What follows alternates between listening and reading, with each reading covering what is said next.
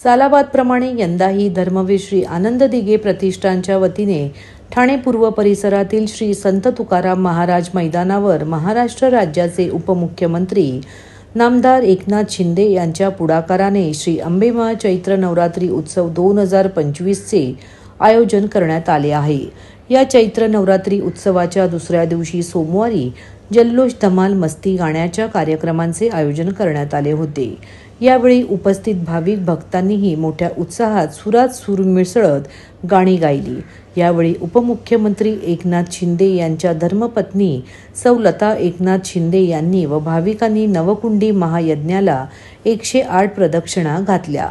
चैत्र नवरात्रीच्या येत्या 9 दिवसात विविध कार्यक्रमांचे आयोजन करण्यात आले आहे। यात दररोज महायज्ञासोबतच महाप्रसादाचे देखील आयोजन करण्यात आले असून सध्या देवीच्या दर्शनासाठी भाविकांनी अलोट गर्दी केली आहे। तसेच महाप्रसादाचा व महाभंडाऱ्याचा देखील लाभ हजारो भक्तगण दररोज घेत आहेत। सदर कार्यक्रम ठिकाणी एकनाथ शिंदे यांचे वडील संभाजी शिंदे, बंधू माजी नगरसेवक प्रकाश शिंदे, माजी सभागृह नेते पांडुरंग पाटील व परिवहन समिती सदस्य जयप्रकाश कोटवानी व इतर मान्यवर पदाधिकारी, कार्यकर्ते, भाविक भक्त मोठ्या संख्येने उपस्थित होते। यावेळी प्रकाश कोटवानी यांनी पत्रकारांशी बोलताना अधिक माहिती दिली। बघा, हे दुसरा दिवस आहे आणि आज दुसऱ्या दिवसातच या नवरात्र उत्सवाला एवढा प्रतिसाद मिळतो आहे आणि या जेवढा प्रतिसाद मिळतोय त्याच्यामध्ये आम्ही जे साहेबांबरोबर जे आम्ही संगती काम करतोय त्याच्यामध्ये आमचा पण प्रोत्साहन वाढतोय। तर मला तर लोकांना हे सांगायचे की असे धार्मिक कर्मांमध्ये तुम्ही जास्तीत जास्त सहभाग घ्या। त्यांच्यामुळे कसं होतं की जेवढे लोक यांच्यात सहभाग घेतील त्यांच्यामध्ये आम्हाला पण जास्त त्यांच्या देण्याची महामंडळाचं आयोजन केलं आहे की फक्त बघा, हे जे महाप्रसादचे आयोजन सकाळ ते रात्रपर्यंत सुरुवात असते आणि कमीत कमी आम्ही काय महाप्रसाद लोक काय मोजत नाही किती आनंद घेतात, पण आमच्या अंदाजप्रमाणे 10 ते 12 हजार लोक या महाप्रसादचा लाभ घेतात।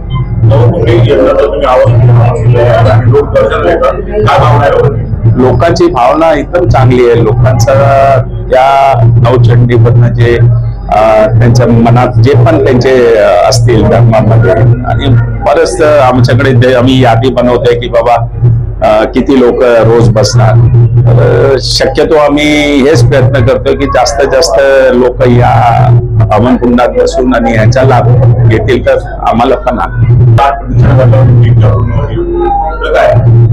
बघा 108 परिक्रमा जी आहे 108 परिक्रमा जे आज ह्यांच्यात 108 परिक्रमा करण्याची लोकांची जे पण मनोकामना जे पूर्ण होण्यासाठी आम्ही जे आवाहन करतो की तुम्ही 108 परिक्रमा करा आणि ते तुमच्या मनात जी पण इच्छा असेल देवी समोर तुम्ही प्रार्थना करा आणि बरेच लोकांची ती परिक्रमामुळे बरेच लोकांची मनोकामना पूर्ण होते आणि लोक चांगल्या 108 परिक्रमा पण लोकांचा चांगला प्रतिसाद। आजूबाजूचे जेवढे परिसराचे लोक आहेत त्यांचा एवढा आमचा सहकार्य असतो। तुम्ही हे बघतायत की आज एवढी गर्दी असते, एवढे सगळे येत आहेत, तर उलट लोक आम्हाला विचारतायत की बाबा यावर्षी आहे ना? अरे बोला, आता हा कार्य कधीही बंद होणार नाही, हा कार्य चालूच राहणार।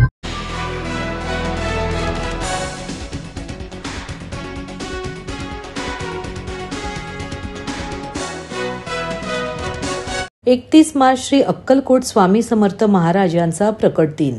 श्री अक्कलकोट स्वामी समर्थ महाराज सेवा संस्थेच्या वतीने मंडळाचे संस्थापक कैलासवासी अनिल बोर्डे यांच्या प्रेरणेने ठाण्यातील पाचपखाडी नामदेववाडी येथील साई दर्शन सोसायटीमध्ये असलेल्या श्री स्वामी समर्थ मठात मोठ्या उत्साहात साजरा करण्यात आला। 3 दिवस या ठिकाणी विविध कार्यक्रमांचे आयोजन करण्यात आले आहे। 30 मार्च ते 1 एप्रिल 2025 दरम्यान विविध उपक्रम स्वामींच्या प्रकट दिनानिमित्त राबविण्यात आले। यावेळी भाविक ही मोठ्या संख्येने उपस्थित राहून या उत्सवात सहभागी झाले होते। यामध्ये 30 मार्च रोजी सकाळी प्रधानमंडळ स्थापना व गणेश पूजन, सायंकाळी श्री स्वामी समर्थ भजन मंडळ यांचे सुस्वर भजन कार्यक्रम संपन्न झाला. तर 31 मार्च रोजी प्रकट दिन सोहळ्यानिमित्त सकाळी भूपाळे श्रींच्या मूर्तीवर अभिषेक, स्वामी चरित्र वाचन, स्वामी जप, स्वामी याग, पूर्णहुती, सामुदायिक हरिपाठ तर उत्सवाची सांगता 1 एप्रिल रोजी ह.प.प. रामदास महाराज थोरात यांचे काल्याचे कीर्तन व महाप्रसाद यांनी झाली. यावेळी परिसरातील नागरिकांनी मोठ्या संख्येने उपस्थित राहून दर्शन व महाप्रसादाचा लाभ घेतला. कार्यक्रम यशस्वी करण्यासाठी यावेळी मठाचे अध्यक्ष संगीता बोर्डे, कार्याध्यक्ष सुभाष चव्हाण, खजिनदार ॲडव्होकेट अनघा बोर्डे पवार, उपाध्यक्ष अपूर्वा वाघ, उपखजिनदार संतोष किंजळे, वैभव पवार, शिव ओंकार सेवा संघ अध्यक्ष संजय देसाई, सचिव प्रदीप बैकर, उदय देसाई, संतोष पवार, मंगेश रांगळे, कुणाल किंजळे, मकरंद बनवटे, यश तुंबडे, भारती कुळे, प्रशांत कुळे, अमर शिवलीकर, रेश्मा शिवेलकर आदींनी मेहनत घेतली. वरील सर्व सेवेकरी मठाची स्थापना झाल्यापासून निस्वार्थी स्वामींची सेवा करत असल्याने त्यांचा सत्कार समाजसेवक किसन बोद्रे यांच्या हस्ते करण्यात आला. यावेळी मंडळाच्या अध्यक्षा संगीता बोर्डे, खजिनदार ॲडव्होकेट अनघा बोर्डे पवार उपस्थित होते. श्री स्वामी समर्थ. मी ॲडव्होकेट अनघा बोर्डे पवार, मठसंस्थापक कैलासवासी श्री अनिल बोर्डे यांची कन्या. ह्या वर्षी बाबा शरीराने जरी आमच्यामध्ये नसले तरी त्यांच्या प्रित्यर्थ त्यांनी ज्या प्रेरणा आम्हाला दिल्या आहेत त्याच प्रेरणेने आज आम्ही त्यांच्याच आशीर्वादाखाली अक्कलकोट स्वामी समर्थ महाराजांचा जयंती सोहळा 2025 साजरा करत आहोत. काल 31 मार्चला आपल्याकडे स्वामी जयंती सोहळा होता. त्यानिमित्त सकाळपासूनच अभिषेक, हवन, त्यानंतर भजन कीर्तन आणि भाविकांची प्रचंड संख्येने गर्दी स्वामींसाठी या सगळ्याच कार्यक्रमांचं छान असं आयोजन झालं. छान स्वामी भक्तांनी त्याचा आस्वाद घेतला आणि ते सगळं बघून आम्हाला खरंच खूप छान वाटलं. आणि बाबा जिथे कुठे हे बघत असतील त्यांना सुद्धा नक्कीच ते मनाला समाधान मिळालं असेल. आज 1 एप्रिलला स्वामी जयंती निमित्त महाप्रसादाचं सुद्धा आयोजन करण्यात येतं. नेहमीच म्हणजे स्वामी जयंती झाल्यानंतर त्या दुसऱ्या दिवशी महाप्रसादाचं आयोजन असतं. तसंच ह्या वर्षी सुद्धा आहे आणि तुम्ही बघतच आहात की प्रचंड संख्येने इथे महाप्रसादाचा सुद्धा लाभ घेतला जात आहे आणि खूप छान वाटतं. मनाला खूप प्रसन्न भाव एक निर्माण होतं की एवढ्या संख्येने आपण लोकांना सेवा देतो आहेत आणि त्या सेवेचा लाभ प्रत्येकजण खूप छान पद्धतीने घेत आहे. सो एवढंच म्हणेन. श्री स्वामी समर्थ. महाराष्ट्रातील भगिनींना आधार देणारी राज्य शासनाची मुख्यमंत्री माझी लाडकी बहीण योजना.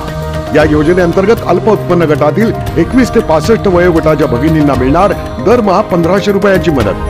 अर्ज करण्यासाठी 31 ऑगस्ट 2024 पर्यंत मुदतवाढ.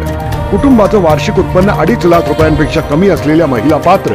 कुटुंबाकडे पिवळं किंवा केशरी रेशन कार्ड असल्यास उत्पन्नाचा दाखला आवश्यक नाही. पांढरं रेशन कार्ड असेल किंवा रेशन कार्ड नसेल तर कुटुंबाचं वार्षिक उत्पन्न 2.5 लाखांपेक्षा कमी असल्याचा दाखला आवश्यक. योजनेसाठीचा ऑनलाईन अर्ज नारी शक्ती दूत ॲपवरून किंवा पोर्टलवर भरता येईल. ज्या भगिनींना ऑनलाईन अर्ज भरता येत नसेल त्यांच्यासाठी अंगणवाडी, ग्रामपंचायत, वॉर्ड ऑफिस, सेतू सुविधा केंद्रामध्ये किंवा आशाताई बचत गटाच्या CRP यांची मदत उपलब्ध.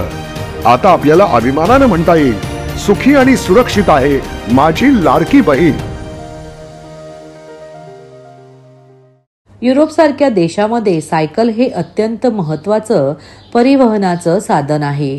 आपल्या देशामध्ये देखील सायकलला आता महत्त्व प्राप्त होऊ शकतं आणि त्या दृष्टिकोनातून लॅब इंडियाने नव्याने लॉन्च केलेली ई-बायसिकल महत्त्वाचे साधन ठरणार आहे, असे उद्गार भूपृष्ठ वाहतूक मंत्री नितीन गडकरी यांनी आज ठाण्यात बोलताना केले.